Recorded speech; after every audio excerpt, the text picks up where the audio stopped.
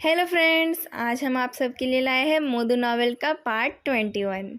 11 साल की चूतंग बस से गायब है। उसने खिड़की से अलार्म डिवाइस फेंककर किडनैपर को डराया था। उसके बाद वो खिड़की से कूदकर कहाँ भाग गई है, किसी को पता नहीं है। लुओ वेंजो पुलिस के कुत्तों को बुलाने का ऑर्डर देता है और कहता है, कोई बात नहीं, एक छोटी सी बच्ची कहाँ तक भागेगी। उसके पेरेंट्स को संभालने के लिए किसी को बुलाओ। अगर वो नहीं भागती तो किडनैपर पता नहीं उसके साथ क्या करता। लड़की चालाक है इसलिए भाग गई है। फेदू हुइसल मारकर अपने हुड़दंगी साथियों को बुलाता है। उसके एक आवाज़ से ही इतने सारे लफंगे लड़के लड़कियां एक रेस्क्यू ऑपरेशन में भाग लेने आ गए थे। उनका कोई डायरेक्ट रोल नहीं था उस रेस्क्यू मिशन में, पर उनके लिए ये बहुत बड़ी बात थी। फेदू की हुइसल सुनकर वो फिर से आ गए। फेदू उन सबके सामने लुओ वेंजो का एक ज़बरदस्त इंट्रोडक्शन देता है और बोलता है, एक 11 साल की लड़की उस बस से मिसिंग है। मैं फ़ोटो भेज दूंगा। अगर तुम लोग फ्री हो तो उसे ढूंढने में मदद करो। ठीक है, कोई प्रॉब्लम नहीं। जैंग डोंगलाई को लुओ वेंजो के सामने सीधा खड़े होने का मौका मिला। उसने कहा, कैप्टन लुओ, कुछ भी ज़रूरत हो तो आप बस आवाज़ लगा देना। लुओ वेंजो उसकी तरफ देखता है। उसने सुना था कि दोंगलाई के घर वालों ने उसे घर में बंद करके रखा था। शायद वो अभी अभी उस कैद से निकला है। उसने एक बनियान और एक बड़े बड़े होल वाली पैंट पहन रखी थी। हेयर कट और हेयर कलर करवा के वो एक मुर्गे के जैसे दिख रहा था। सिर के पिछले हिस्से में एक कैरेक्टर बना हुआ था। तुम्हारे सिर के पीछे क्या लिखा है? लुओ वेंजो ने पूछा। जांग दोंगलाई ने जवाब दिया, वो कैरेक्टर है एंड्योर। कैप्टन लुओ, चिंता की कोई बात नहीं है। जैंग डोंगलाई ने फिर से कहा, हम लोग ही यहाँ के सबसे ज़्यादा दंगेबाज लोग हैं। 50 किलोमीटर के अंदर गिलहरी से ज़्यादा खतरनाक कोई जानवर नहीं है। सब लोगों की वही राय थी। वो लोग मेथोडिकली अपना काम करने लगे। किडनैपर की बॉडी बैग में भर दी गई और सीरियसली इंजर्ड टीचर हु और हान जियांग को एम्बुलेंस ले गई। बच्चे अपने पेरेंट्स के साथ फिजिकल एग्जामिनेशन और साइकोलॉजिकल काउंसलिंग के लिए गए। पुलिस डॉग्स भी आ गए। छोटे छोटे ग्रुप्स में बांटकर सर्च एंड रेस्क्यू टीम काम पर लग गई। जैंग डोंगलाई की टीम कुछ ब्राइट कलर के कन्वर्टेबल कार लेकर काम पर लग गए। उन सब गाड़ियों में एक साथ pleasant goat and big big wolf का थीम सॉन्ग चल रहा था। चारों तरफ से सुनाई दे रहा था, मेरे तरफ मत देखो, मैं बस एक भेड़ हूँ। फेदू कार का दरवाज़ा खोलते हुए बोलता है, चलिए देखते हैं कहाँ से वो बच्ची भागी थी। लुओ वेंजो गाड़ी में चढ़ जाता है, पर फेदू के ओपन चेस्ट को देखकर बोलता है, ठीक से कपड़े पहनो। तुम लोग यहाँ पर किस तरीके का हंगामा कर रहे थे? फेदू बिना देखे ही 2-3 बटन लगा लेता है, पर उससे कुछ फ़ायदा नहीं हुआ क्योंकि उसकी शर्ट तब भी गीली ही थी। रेसिंग, उसने कहा। Convertible cars? मोटरसाइकिल्स 2 पलट भी गए थे। आप लोगों ने जब रोड बंद किया उसके पहले किसी को एम्बुलेंस से हॉस्पिटल भी भेजा गया। फेदू गाड़ी स्टार्ट करते हुए बोलता है, आप जैसे मिडिल एज लोगों के लिए ये थोड़ा ज़्यादा ही है। लुओ वेंजो अपने कीचड़ लगे हुए जूतों को देखता है और रियलाइज़ करता है कि सच में उसकी उम्र बढ़ रही है, क्योंकि वो समझ नहीं पाता है कि इन जवान लोगों के पास इतना फालतू टाइम कहाँ से आता है। आपके हाथ को क्या हुआ? लुओ वेंजो के हाथ के खरोच को देखकर फेदू पूछता है, कौन इतना वाइल्ड है? लुओ वेंजो अपने वॉकी टॉकी में रिपोर्ट सुन रहा था। उसके मुंह से निकल गया, तुम्हारा छोटा भाई। फेदू समझ नहीं पाया। अपना ऑर्डर देने के बाद वॉकी टॉकी रखकर लुओ वेंजो बोलता है, क्या ये तुम्हें किसी इंसान के नाखून का निशान लग रहा है? तुम्हें कोई कॉमन सेंस नहीं है? ताओरन ने तुम्हें जो कैट दिया था उसे तुम भूल गए? तुम लोगों को तो हर चीज़ पर 1-2 दिन का ही प्यार होता है, उसके बाद हमें ही सब संभालना पड़ता है। फेदू को याद आता है। बहुत देर तक चुप रहने के बाद वो बोलता है, इतने साल बाद भी वो आपके पास है?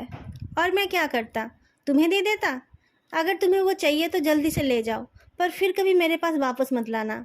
लुओ वेंजो उन खरोजों को खुजलाते हुए बोलता है, गाड़ी को दूर ही रोकना, लड़की की फुटप्रिंट्स होंगे, उनको ख़राब मत करना। फेदू कार रोकता है। आपको वैक्सीन लेने की ज़रूरत नहीं है? नहीं, पिछला वाला अभी तक एक्सपायर नहीं हुआ है। फेदू से ऐसे सवाल का लुओ वेंजो को उम्मीद नहीं थी। उसने वार करने का मौका नहीं छोड़ा। तुम्हारा केयर देखकर मुझे डर लग रहा है।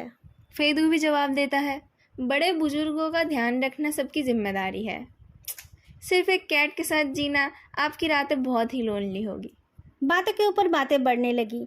फिर एक टाइम दोनों ही चुप हो गए। लुओ वेंजो को अचानक कुछ याद आया। उसने पूछा, मुझे जितना याद है तुम्हें वो कैट पसंद था, पर बाद में तुमने उसे रखने से इनकार क्यों कर दिया? फेदू कुछ देर के लिए चुप रहा। फिर उसने कहा, पेट? मुझे पेट रखना पसंद नहीं है।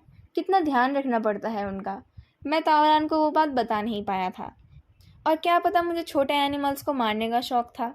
अगर मैं अपने आप को संभाल नहीं पाता और उसे मार डालता तो मैं तावरान को क्या जवाब देता। इसलिए मैं उससे दूर हो गया। कैप्टन लुओ, क्या ये एक रीज़नेबल जवाब है? लुओ वेंजो फेदू की तरफ देखता है। उसे लगा ये कोई घटिया मजाक नहीं था, पर क्या था ये समझने से पहले एक रेस्क्यू टीम मेंबर आकर उसे उस लड़की की फुटप्रिंट्स के पास ले गया। पुलिस डॉग काम पर लग गए।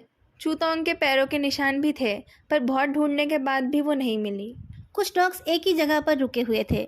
एक पत्थर पर खून था और एक लेदर सैंडल की स्ट्रैप। उसके पेरेंट्स को ये दिखाओ, पता करो ये उसी का है या नहीं, एक सर्च एंड रेस्क्यू वर्कर ने कहा। लड़की की फुटप्रिंट्स यहाँ तक ही है।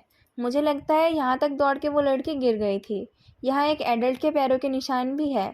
शू साइज़ 41 या 42, शायद एक आदमी था। एक कार के पहियों के निशान भी है।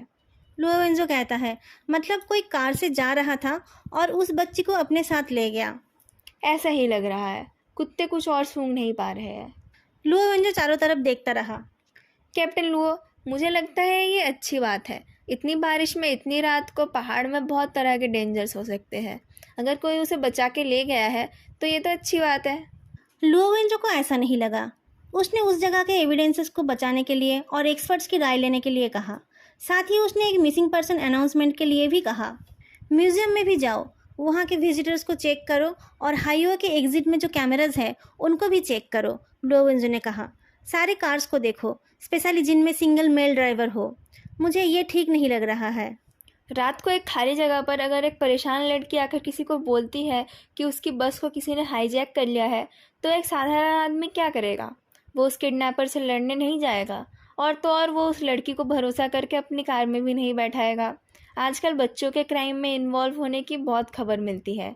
वो या तो अनदेखा करके चला जाएगा या फिर पुलिस को कॉल करेगा। सारे पुलिस थाने और चौकियों को इस किडनैपिंग की खबर मिल चुकी है, तो फिर भागने के इतने घंटे बाद भी वो लड़की पुलिस तक क्यों नहीं पहुंची? 3 दिन बीत गए पर उस चूतोंग की कोई खबर नहीं मिली। तीसरी शाम को उसके पेरेंट्स एक फ्लैश ड्राइव लेकर सिटी ब्यूरो पहुंचे। बेटी को खोने के बाद से उन लोगों ने मिल्क बॉक्स को नहीं खोला था, इसलिए मिल्क बॉक्स भर गया था। जब मिल्कमैन ने आकर उनको पूछा कि क्या हुआ है, तब उन लोगों ने वो बॉक्स खोला। उस बॉक्स में ही वो फ्लैश ड्राइव था। और उस फ्लैश ड्राइव में एक छोटी सी साउंड रिकॉर्डिंग थी। शुरू में एक लड़की की डरी हुई चीख और फिर कुछ देर तक बहुत ज़ोर से हाथ पैर मारने की आवाज़। धीरे धीरे वो आवाज़ कम होते होते बंद हो गई। फिर एक रिंगिंग नॉइज़, जैसे कि एक मेटल बॉक्स में कुछ बेल्स भरकर हिलाया जा रहा हो। फिर अचानक वो रिकॉर्डिंग ख़त्म हो गई। डायरेक्टर लू की एक आंख कांप उठी। उन्होंने एक सिगरेट जला ली। डायरेक्टर लुओ वेंजो ने बोलना शुरू किया। ऐसे तो हमारे हाथ ज़्यादा क्लू नहीं है, हमें कुछ भी नहीं सोच लेना चाहिए। पर मैंने यांग सर से लोटस माउंटेन वाले केस के बारे में बहुत सुना था, इसलिए मैं आपसे पूछने आया। आप तो उस टाइम थे ना? क्या ये कॉल उस कॉल्स के जैसा है? क्या ये कोई कॉपी कैट है? डायरेक्टर लू के चेहरे पर जो एक्सप्रेशन था वो बहुत ही रेयर था। बहुत देर बाद उन्होंने मुंह खोला। वो केस उस टाइम चर्चे पर था। तुम्हें बहुत सारे न्यूज़पेपर क्लिप्स मिल जाएंगे। उस टाइम इतनी सीक्रेसी नहीं थी। डरावने फ़ोन कॉल की बात भी सब लोग जान गए थे। पर लोटस माउंटेन वाले केस में एक डिटेल थी। उस लड़की के पिता ने फ़ोन पर एक मेटल पेंसिल बॉक्स की आवाज़ सुनी थी। उस टाइम ऐसे बॉक्स पॉपुलर थे। उस लड़की ने कुछ राउंड बेल्स को अपने मेटल पेंसिल बॉक्स में कलेक्ट किया था। कभी कभी वो उस बॉक्स को हिलाकर वो साउंड सुना करती थी। घर वाले उस आवाज़ से तंग हो गए थे। फ़ोन में से जो आवाज़ आई थी वो उसी बॉक्स की आवाज़ थी, इसलिए वो श्योर थे कि वो आवाज़ उन्हीं की बेटी की थी। लैंग चाओ माइन्यूट्स लिखते हुए कांप उठी। ये डिटेल बहुत छोटी थी और ये बात सिर्फ विक्टिम के पिता ने ही कही थी। उनकी मानसिक स्थिति ठीक नहीं थी। शायद उन्होंने गलत सुना था, इसलिए इस बात को ज़्यादा इम्पोर्टेंस नहीं दी गई थी। ये बात यान जेंगफेंग के नोट्स में भी नहीं है। लुओ वेंजो और ताओरन भी ये बात नहीं जानते थे। पुलिस ने भी ये बात पब्लिक को नहीं बताई थी। तो फिर दोस्तों, अगर आपको ये वीडियो अच्छी लग रही है तो तुरंत जाके लाइक, कमेंट और चैनल को सब्सक्राइब जरूर करें। लैंग चाओ की आंखों के चारों तरफ डार्क सर्कल्स बन गए थे। उसने कहा, इसका मतलब ये है कि वो वू गुआंगचुआन फिर से जिंदा हो गया है, या फिर उस टाइम हमने गलती की थी। 20 साल बाद असली किलर फिर से आ गया है। अगर उस आदमी ने 6 क्राइम किए और पुलिस के जाल में किसी और को फंसा दिया, तब तो वो सेल्फ सेटिस्फैक्शन से पागल हो जाता। अगर वो एक साइको है तो वो इतने सालों तक चुप क्यों बैठा था? इतने सालों में तो वो एक मास ग्रेव भर देता। कैप्टन लुओ, आप जो बोल रहे हो वो बहुत भयंकर है, लैंग चियाओ ने कहा। जो तुमने कहा था वो भी भयंकर ही है, लुओ वेंजो पेन घुमाते हुए बोलता है। किसने वो फ्लैश ड्राइव छोड़ा था, वो देखने के लिए मैंने टीम भेजी है। कुछ नहीं मिलेगा, वो एक पुराना एस्टेट है, वहाँ कोई सिक्योरिटी नहीं है। किसी के घर से कुछ चोरी हो गई है और चोर पकड़ा नहीं गया। फ्लैश ड्राइव छोड़ने वाले का क्या पता लगेगा, लैंग चियाओ ने कहा। बाकी के लीड्स का क्या हुआ, ताओरान ने पूछा। वो एक बहुत चीप टाइप का फ्लैश ड्राइव है, हर जगह पर मिलता है। उस पर कोई फिंगरप्रिंट भी नहीं मिला। टेक्नीशियंस काम कर रहे हैं, पर सस्पेक्ट बहुत सावधान था। कुछ मिलने की उम्मीद नहीं है, लुओ वेंजो ने कहा। लड़की के जिंदा रहने का चांस ना के बराबर है। गोल्डन 72 आवर्स बीत गए हैं। उस रिकॉर्डिंग से क्रिमिनल ने अपनी जीत की ऐलान की है। मैं कुछ और सोच रहा था, ताओरान बोलता है। जिस रात की घटना है उस रात वहाँ से कौन जा रहा होगा? हमने आसपास के सीनिक स्पॉट्स, इंडस्ट्रियल पार्क्स और मेजर रोड की कैमरा फुटेज चेक की है। अगर वो आदमी कोइंसिडेंटली वहाँ से जा रहा था तो वो वीडियो में आता ना, पर हमें कुछ नहीं मिला। शायद वो चूतंग को पहले से ही फॉलो कर रहा था, या फिर बस की कोई और लड़की उसकी टारगेट थी, पर बस हाईजैक हो गई। लैंग चियाओ ने कहा, आप कह रहे हो उसकी पहली कोशिश नाकाम गई थी? समर कैंप के लास्ट दिन पर वो लोग बाहर गए थे, पर उससे पहले वो लोग सिटी के अंदर ही थे। अगर कोई उन पर नज़र रख रहा था तो वो कहीं ना कहीं तो दिखा था। लैंग चियाओ इस पर अमल करने के लिए उठकर जाने लगी। लुओ वेंजो हाथ हिलाकर उसे बैठने को बोलता है। मैंने देख लिया है। 18 बच्चों में से 11 लड़कियां थी, सारे उसकी उम्र के ही थे। 6 लड़कियों की बॉडी और अपीयरेंस चूतोंग से मिलती है। अगर हम उन 6 लड़कियों पर भी ध्यान दें तब भी ऐसे बहुत लोग होंगे जो उनके आसपास से गुजरे थे। हमारे पास एक शू साइज़ छोड़कर और कोई इन्फॉर्मेशन नहीं है। हम कहाँ से ढूंढेंगे उसे? अगर वो कुछ अलग या स्ट्रेंज दिखता तब भी कोई बात थी, पर लग रहा है वो वैसा नहीं दिखता है। डायरेक्टर लू एक गहरी सांस छोड़ते हैं। उन्हें मानना पड़ेगा कि अगर वो खुद भी इसके चार्ज में होते तब भी वो इससे ज़्यादा नहीं सोच पाते। लुओ वेंजो ने कहा, वो 6 लड़कियां जिंदा या मुर्दा किसी भी हाल में नहीं मिले थे, तो हमने वू गुआंगचुन को कल्प्रिट क्यों मान लिया था? उसके घर में बच्चों के खून लगे हुए कपड़े मिलने की वजह से? नहीं, इतने भी लापरवाह नहीं थे हम, डायरेक्टर लू ने कहा। कपड़े तो मिले ही थे, पर उस 7वीं लड़की ने गवाही दी थी। उसके ऊपर सेक्सुअल असल्ट हुआ था और उसने वू गुआंगचन का नाम लिया था। क्या नाम था उस लड़की का? शायद सू जियाओलान, ताओरान ने कहा। शिफू की नोटबुक में लिखा है वो वू गुआंगचुन की स्टूडेंट थी। ठीक कहा। बहुत देर तक कोशिश करके भी डायरेक्टर लू कुछ और याद नहीं कर पाए, तो उन्होंने पुरानी फाइल्स मंगाने के लिए कहा। 20 साल पुरानी उस फाइल में यान सर की नोटबुक से ज़्यादा इन्फॉर्मेशन थी। एक फ़ोटो निकालकर डायरेक्टर लू ने कहा, यही लड़की होगी। क्योंकि वो लड़की जिंदा थी, इसलिए यांग सर ने उसकी फ़ोटो अपने पर्सनल नोटबुक में नहीं रखी थी। सू जियाओलान एक बहुत खूबसूरत लड़की थी। वो जिनजियो मिडिल स्कूल में पढ़ती थी। फ़ोटो खिंचाने के लिए वो अच्छे से तैयार भी हुई थी। लैंग चियाओ ने पूछा, मैंने सुना कि उसकी फैमिली की हालत अच्छी नहीं थी, तो वो प्राइवेट स्कूल में कैसे पढ़ती थी? वो एक स्पेशली एनरोल्ड डांस स्टूडेंट थी। स्पेशली एनरोल्ड होने की वजह से उसकी फ़ीस माफ़ थी। हमेशा डांस प्रैक्टिस में जाने की वजह से वो क्लास मिस करती थी। क्लास में उसका कोई दोस्त नहीं था। उसके अकेलेपन को यूज़ करके वू गुआंगचुन, जो उसका होम रूम टीचर था, उसे ल्योर करके ले गया था और उसके साथ ज़बरदस्ती की थी। उसने 6 लड़कियों को मारा, तो उसने इसे क्यों बचा के रखा था? मैं तब नया था। एक्चुअल इन्वेस्टिगेशन में मेरा कोई इन्वॉल्वमेंट नहीं था। सीनियर्स ने 2 रीज़न सोचे थे। फर्स्ट, आसपास के लोग जानते थे कि सू जियाओलान और वू गुआंगचुन एक दूसरे के कांटेक्ट में थे, तो अगर वो मारी जाती तो पुलिस उसे पकड़ लेती। एक सीनियर ने तो ये भी कहा था कि बाकी लड़कियां सू जियाओलान की सब्स्टिट्यूट थी। सेकेंड रीज़न शायद ये था कि सू जियाओलान के फैमिली में कोई ऐसा नहीं था जिसे वो फ़ोन करके परेशान कर पाता, तो उसे मारकर खूनी को कोई सेटिस्फेक्शन नहीं मिलता। सुनने में तो सब ठीक लग रहा था, पर वो कौन था जिसे ये डिटेल पता थी? गुओफे के रिलेटिव्स या फिर इन्वेस्टिगेशन करने वाले पुलिसमैन को ही ये इन्फॉर्मेशन पता थी। उन पुलिस वालों में डायरेक्टर लू भी एक थे। डायरेक्टर लू ने कहा, तुम लोग इस लीड को लेकर काम करो और लाओ सेंग को रिपोर्ट करना। मैं कुछ दिनों के लिए पीछे हट जाता हूँ। पिछले कुछ दिनों में मैं कब कहाँ था उसका एक रिपोर्ट बनाकर मैं सबमिट कर दूँगा। और जिन लोगों ने ये केस हैंडल किया था उनको इन्वेस्टिगेट करना इतना आसान नहीं होगा। मैं पहले उनसे बात कर लूँगा और उनको रिक्वेस्ट करूँगा कि वो इंसल्टेड फील ना करके इस केस के इन्वेस्टिगेशन में कोऑपरेट करें। हमें लोटस माउंटेन वाली लड़की के रिलेटिव से भी बात करनी पड़ेगी, शायद किसी ने किसी को कुछ कहा हो, लुओ वेंजो ने कहा। और सू जियाओलन भी तो थी, वो भी कुछ जान सकती है। 3 हिस्से में काम बांट लेते हैं। ताओरन, तुम उन 18 बच्चों के आसपास क्या हुआ था उन पर इन्वेस्टिगेट करो। लड़कों को भी मत भूलना। लेंग चियाओ, तुम चूतंग के घर के आसपास के एरिया को इन्वेस्टिगेट करो। छोटे छोटे दुकानों पर भी सीसीटीवी लगे हुए हैं, उनको भी देखना। बाकी चीज़ों को मैं हैंडल कर लूँगा। बाकी के पार्ट मतलब कुछ रिटायर्ड पुलिस ऑफिसर्स और कुछ सीनियर्स। ताओरन कुछ बोलना चाहता था पर लुओ वेंजो ने उसे कुछ और बोलने नहीं दिया और जल्दी काम शुरू करने के लिए कहा। उन दोनों के जाने के बाद डायरेक्टर लू सिगरेट का एक नया पैकेट खोलकर लुओ वेंजो की तरफ बढ़ाते हैं। फिर बोलते हैं, तुमने अपने लिए सबसे मुश्किल काम रख लिया है। तुम्हारे काम करने का तरीका बहुत अच्छा है। अगर मैं गया तो मुझे शायद कुछ डांट सुननी पड़ेगी, पर वो लोग जाएंगे तो बात बिगड़ सकती है। उस टाइम के लोगों में से कुछ लोगों ने काम छोड़ दिया था, कुछ लोग शहीद हो गए थे। जो लास्ट तक काम कर पाए उनमें से ज़्यादातर लोग रिटायर हो गए हैं। जैन ट्रांसफ़र हो गया है।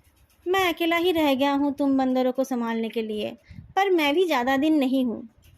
क्या रिटायरमेंट बुरी चीज़ है? लुओ वेंजो मुस्कुराकर बोलता है।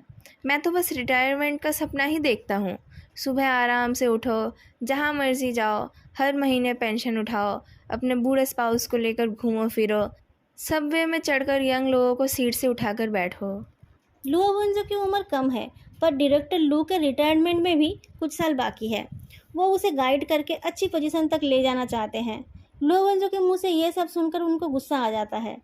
फिर उनको उसके सेक्सुअल ओरिएंटेशन भी याद आ जाता है। वो और गुस्सा हो जाते हैं। उंगली उठा के वो बोलते हैं, तुम्हारे पास तो कोई यंग स्पाउस भी नहीं है।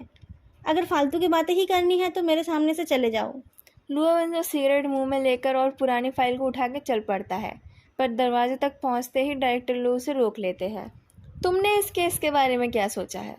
लुओ वेंजो रुक जाता है और जवाब देता है, 2 सवाल के जवाब उस टाइम नहीं मिले थे। पहला सवाल, उन लड़कियों की बॉडीज़ कहाँ गए। दूसरा सवाल, विक्टिम्स के फैमिलीज़ को कॉल करने का उसका क्या रीज़न था। मैंने कुछ लोगों से बात की। एक दोस्त ने कहा कि शायद वो उनके घर वालों को तकलीफ देना चाहता था। कोई एवरेज पीडोफाइल ऐसा काम नहीं करेगा। मुझे लगता है कि ये 2 केस कनेक्टेड है, पर उसका मतलब ये नहीं है कि क्राइम एक ही आदमी ने की है। फ़ोन करना और घर चलकर जाना 2 अलग चीज़ है। एक पर्दे के पीछे छुपा था और एक शो ऑफ कर रहा है। ये वाला क्रिमिनल बहुत एरोगेंट है। यान सिटी एक नदी की तरह है। बहुत सालों के वेस्ट मैनेजमेंट के बाद पानी बिल्कुल साफ़ और सेफ है, पर फिर भी वहाँ पर अंडर करेंट्स और रैपिड्स है। चूतोंग के ज़िंदा मिलने की उम्मीद बहुत कम है, पर उसके जैसे हज़ारों बच्चों के लिए ये एक ऑर्डिनरी समर वेकेशन ही है, जिसमें वो लोग अलग अलग समर कैंप्स में जा रहे हैं। चिल्ड्रंस पैलेस के बैक डोर के पास एक बस स्टॉप पर चेन अपने पेरेंट्स का इंतज़ार कर रही थी। बोर होकर वो अपना टैबलेट निकाल कर खेलने लगी। अचानक उसके सामने एक शैडो देखकर वो आंखें उठा के देखती है। एक अंधा कूंज वाला आदमी उसके पास आ गया था। उसका फेस उसके तरफ ही घुमा हुआ था। उसे फेदू की कही हुई बातें याद आई तो वो थोड़ा हटकर बस स्टॉप पर वेट करने वाली भीड़ के साथ खड़ी हो गई, पर एक बस के आ जाने से सब लोग उस पर चढ़ गए और वो उस आदमी के साथ अकेली हो गई। वो आदमी लाठी ठोकते हुए उसके तरफ आने लगा। चेन डर गई। वो चिल्ड्रंस पैलेस की तरफ दौड़ने लगी। दौड़ते हुए किसी के साथ उसकी टक्कर हो गई और उसके हाथ के सामान गिर गए। उसकी टक्कर एक लड़की से हुई थी जो उससे थोड़ी बड़ी थी। उसने एक फ्लोरल पैटर्न ड्रेस पहन रखी थी और उसके बाल 2 चोटी में बंधे हुए थे। चेन ने माफ़ी मांगी। वो लड़की गुस्सा नहीं हुई। बुक्स उठाते हुए उसने पूछा, तुम दौड़ क्यों रही थी। चेन भी उसकी मदद करने लगी। वहाँ एक अजीब आदमी था, मैं डर गई थी। पर उस वक्त वहाँ कोई भी नहीं था। उस लड़की ने पूछा, तुम कौन सी क्लास में हो। स्कूल खुलने पर मैं 6th में आ जाऊंगी। ओह, मैं तुमसे एक क्लास ऊपर हूँ। एक हाथ में बुक्स लेकर वो लड़की दूसरे हाथ से चेन का हाथ पकड़ लेती है। तुम डरी हुई हो, मैं कुछ देर तुम्हारे साथ वेट करूँ। चेन को और क्या चाहिए था? मैं यहाँ पर समर फोटोग्राफी क्लास अटेंड कर रही हूँ। वो लड़की हंसकर बोलती है, मेरा नाम सू लुओजान है। अगर आप लोगों को आज का ये पार्ट अच्छा लगा हो तो लाइक, कमेंट और चैनल को सब्सक्राइब करना मत भूलना। फिर मिलेंगे अगली वीडियो में, तब तक के लिए बाय।